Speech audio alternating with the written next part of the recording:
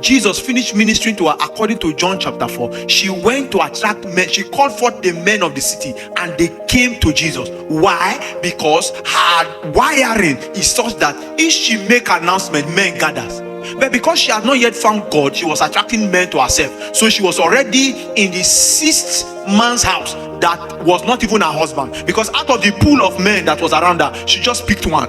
Finding a man was not an issue, but finding her husband was the issue. That's why Jesus said, go and call your husband, not a man. And she said, I don't have a husband. But you have a man at home. But you have a man at home. Who then is at home with you? Said, I've had 5. Those ones I can count them as husband. But this one that I have at home, it's not be husband. I don't know. I don't know what was the nature of that man, or the nature of the marriage. Maybe the bride price has not been paid, or the man himself is not an husband material. That even the one I have at home is not my husband. So it is possible to have a man at home, or you are in a man's house that is not your husband.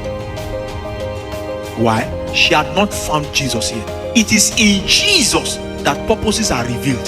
That is why it is very good to find Jesus, find purpose before marriage is enacted.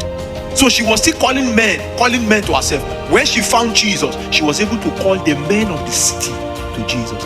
And the Bible said that at the end of that encounter, the men said, we have not just heard what you said about Jesus. Now we have also seen him with our eyes, and now we believed.